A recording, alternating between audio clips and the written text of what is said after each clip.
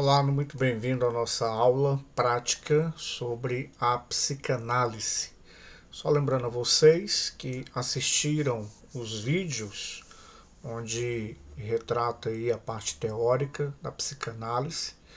Nós disponibilizamos também aí em PDF os livros de Freud, o DSM também, Diagnóstico Saúde Mental. Então você tem aí um acervo para que você continue estudando, lendo, se aperfeiçoando cada dia mais, certo? E agora nós vamos dar início à nossa série de aulas práticas, tá bom? Só lembrando vocês que a psique é uma palavra grega que significa alma. Então, o psicanalista, o que ele vai fazer? Ele vai justamente fazer análise da alma, onde estão as emoções, pensamentos, traumas, conflitos de relação com o mundo exterior e com seu mundo interior, ok? Dentro dessa análise psíquica, nós também temos que observar a seguinte situação: o ser humano, ele é dotado aí, olha, deixa a gente organizar aqui, vamos lá. O ser humano, ele tem dentro da sua mente, ok? Melhorar aqui, ó. Em sua mente tem uma visão imaginária, então é daí que vem os mal entendidos, ok? Em sua mente tem uma visão imaginária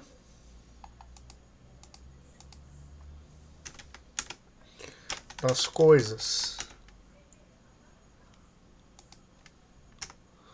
ou dos acontecimentos. Óbvio que você, numa sessão de análise, você não vai falar para o seu paciente se ele está imaginando. É você que vai estar fazendo a análise, e dentro dessa análise que você vai estar fazendo,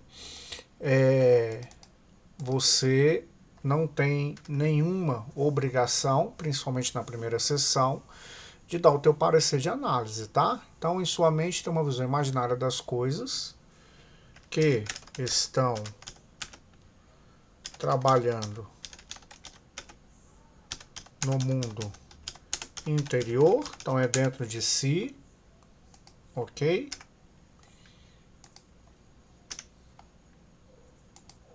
E no exterior, ok? De fora do ser humano. Aquela área onde o ser humano está ali tendo conflito de relacionamento, tendo mal entendido, ok? Aí o que acontece? Dentro da psicanálise, nós vamos observar aí uma ferramenta que é frequente, que é a fala do paciente. E nessa fala do paciente, é notório que você tem que estar prestando atenção no que ele está falando, ok? A fala do paciente.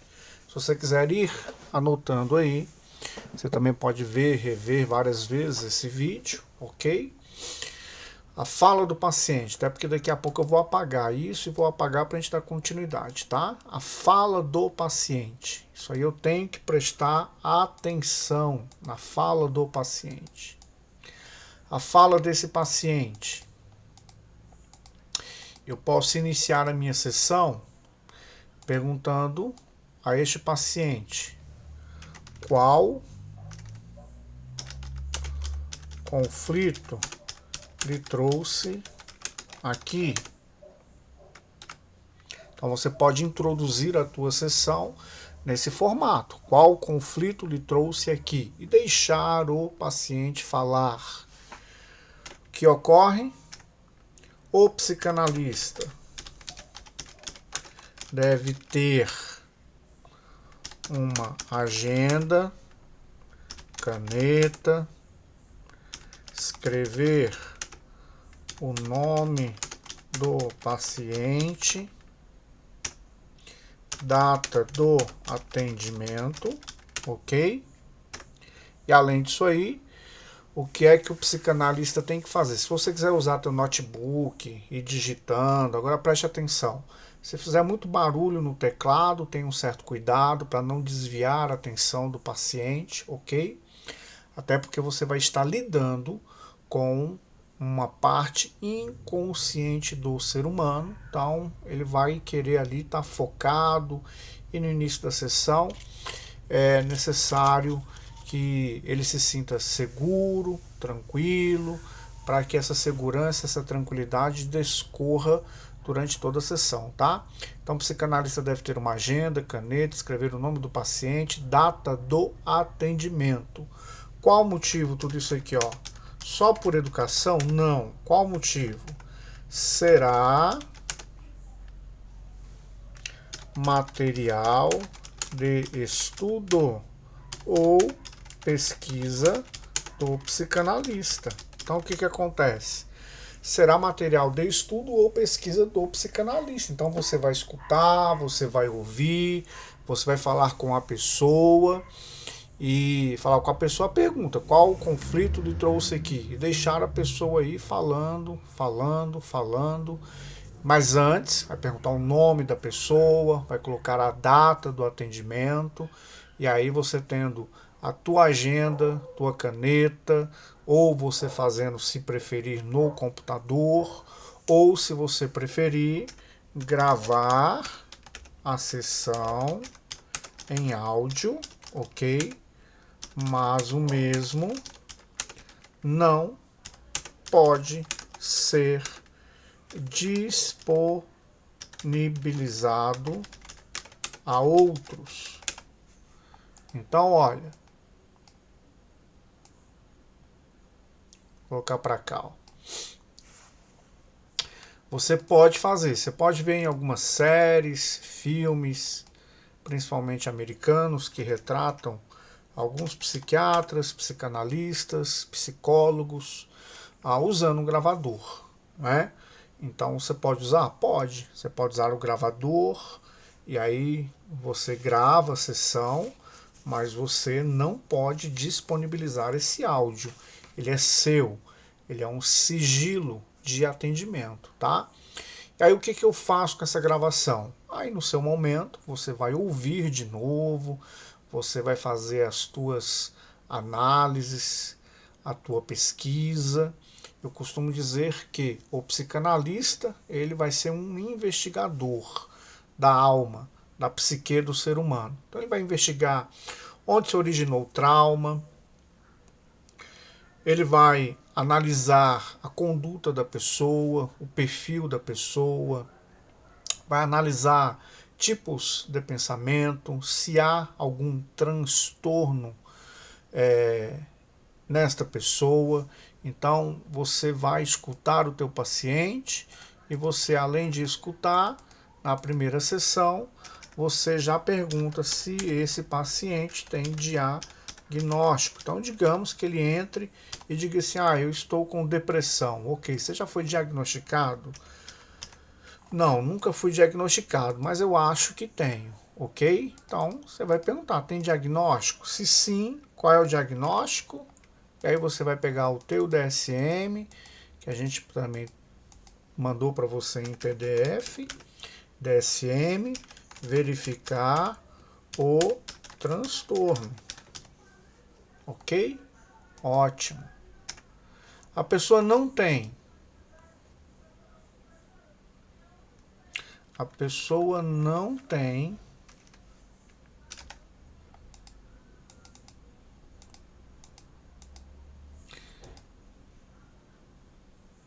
diagnóstico. Então, o que acontece? Pela fala do paciente, você vai fazer as suas anotações, ok? Naquilo que mais lhe chamar a atenção, o que mais me chamar atenção, ok? Vou anotar. Então, você vai anotar o que mais chamar a atenção. Além de você anotar o que mais lhe chamar a atenção, você depois no seu momento, ok? Você pode verificar no DSM quais são os sintomas, aquele prazo ali de cada um dos transtornos. Ok, aí eu posso dar o diagnóstico? Olha só, quem dá o diagnóstico é o psiquiatra, tá?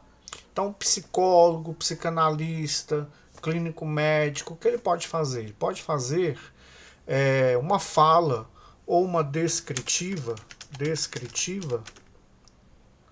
aonde ele cite, ó, você tem sintomas de depressão, você tem sintomas de ansiedade. Podemos fazer análise para trabalhar aí essa questão do conflito, do que está acontecendo na tua mente, na tua psique, na tua alma, nomenclatura que você queira usar, ok? Então, o que mais chamar a atenção, vou anotar. Diagnóstico, somente o psiquiatra dá, e assim mesmo, o psiquiatra normalmente leva alguns meses. Por qual motivo? Porque na vida psíquica, na alma do ser humano, muitas coisas são parecidas em termos de transtornos. Muitas coisas são parecidas em termos de transtornos.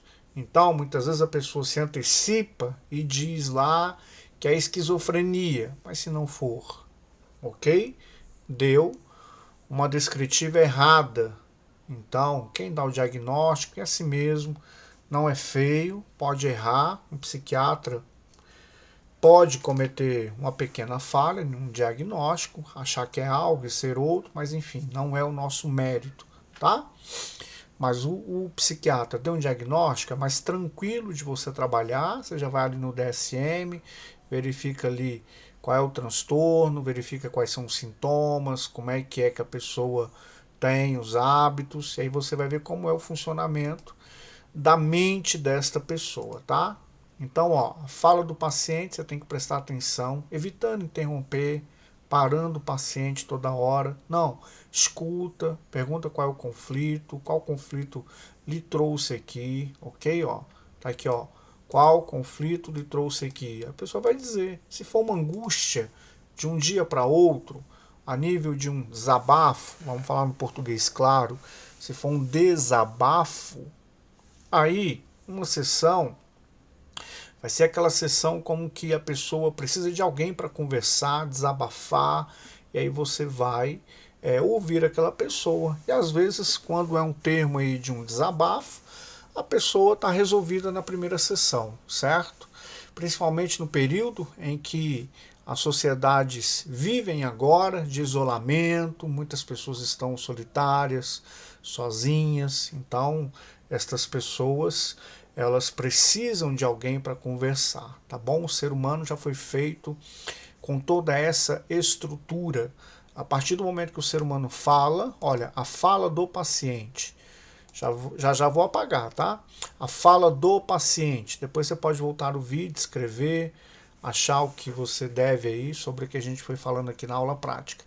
A fala do paciente, por si só, ela é terapêutica. Enquanto eu não apago, enquanto tem espaço aqui ainda, vamos escrevendo aqui, ó. A fala é terapêutica. E para isso, eu preciso gerar ambiente de segurança emocional. Então, olha, eu tenho que gerar um ambiente de segurança. Então, ali, o teu consultório, ele tem que ser um local onde você certamente atenda com porta fechada, ok? É recomendável uma porta de madeira para que não vaze aquilo que está sendo falado, tá bom? Então você providencia o teu local, local onde a pessoa se sinta confortável, para que produza um relaxamento físico. Ao ter um relaxamento físico e segurança, esta pessoa já está mais propícia a citar para você não só aquilo que está no seu consciente, mas aquilo que está no seu inconsciente, tá bom? Então, aquilo que está no seu inconsciente, a pessoa vai citar para você, certo? Então, olha só, a fala, ela é terapêutica. Ah, então, ok, se eu sair falando, não, tem que ser um ambiente de segurança, um ambiente de relaxamento, um ambiente onde a pessoa não fique sendo interrompida, inclusive por você, psicanalista, onde a pessoa não fique sendo interrompida se uma secretária toda hora bate na porta ou vai entrando. Por fim, você tem que justamente aí ter um lugar que promova essa segurança e um lugar que promova esse relaxamento, tá bom? Alguns casos a pessoa pode falar, e aí é você que vai escolher se é uma fala, vamos colocar aqui, ó.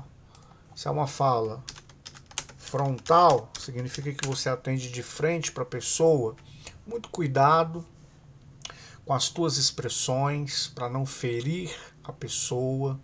Muito cuidado quando ouvir algumas situações muito íntimas, ok? Para que você não gere nenhum tipo de confronto ou gere algum tipo de envergonhar a pessoa, mesmo que não seja a sua intenção, mas nós estamos lidando com o ser humano e o ser humano, na sua diversidade, pode vir a te falar algo que você não está esperando, tá? Então a fala frontal, obviamente, você vai estar ali olho no olho, a pessoa vai estar te olhando, vai estar vendo a tua fisionomia, você vai estar vendo a fisionomia da pessoa. Saiba você que a comunicação, ela existe, não é só verbal, a comunicação ela também é física, tá? Então, se você for atender frontal, sentado na sua cadeira, a tua mesa, de frente para a pessoa, muito cuidado com a fisionomia sua. Você vai escutar algumas situações e dentre as situações que você vai escutar, muitas vezes a tua fisionomia pode gerar alguma coisa, ok? Se você faz um atendimento onde a pessoa faz uma fala lateral, divã, por exemplo, uma poltrona reclinável, um estofado, então esta pessoa de lado, ela vai estar falando, você vai estar escutando esta pessoa e certamente não vai ter aquela questão de estar vendo e ser visto, mas muita atenção no foco da fala, muita atenção na sua escrita, detalhes, palavras repetitivas, ok? Então, por exemplo, a pessoa vai e usa sempre a palavra casamento, casamento, casamento. Então, dentro da tua análise, tem que dar uma checada sobre casamento. Mulher, mãe, irmã, sobrinha, professora, tudo no feminino, ok? Palavras que fazem conexão. Então, essas palavras que fazem conexão, você tem que prestar muita atenção. Olha só, numa fala, a pessoa vai falar mãe, sobrinha, mulher, esposa, tia, a diretora, uma proprietária, tudo no feminino. Então você vai ali observando quais são as palavras que fazem conexão, tá bom? Então, olha, se você puder, sempre um DSM, ou ele físico, ou em PDF, por perto de você, ok? A fala é terapêutica, então deixe o teu paciente falar, inicie uma sessão perguntando qual conflito lhe trouxe aqui, separa uma agenda, caneta, é sua particular, é o seu material de trabalho, se você for usar computador, notebook, só tenha cuidado para observar se ao você teclar não faz um barulho e de repente distrai a pessoa e aí você vai perder uma qualidade da sessão. Veja a forma que é melhor você atender, se é frontal, se é lateral ou diversificado, tá? Eu mesmo atendo diversificado. Ora eu atendo frontal, algumas ocasiões eu atendo a pessoa, sento a pessoa num lugar confortável e a pessoa fica de forma lateral para que eu possa escutar e fazer as minhas anotações, tá? As anotações que você vai fazer, palavras repetidas que chamam a atenção, palavras que fazem conexão, tá bom? Então, nossa primeira aula prática Lembrando você que tem muito conteúdo aí em PDF para você estar estudando. Na próxima aula a gente vai continuar falando sobre essas palavras que fazem conexão e já fazer algum simulado para que você possa ter uma compreensão melhor, tá bom? Até a próxima aula e que você possa estar a cada dia aí se aprofundando dentro desta psicanálise que é uma maravilha e certamente muitas vidas serão ajudadas por você. Até a próxima aula.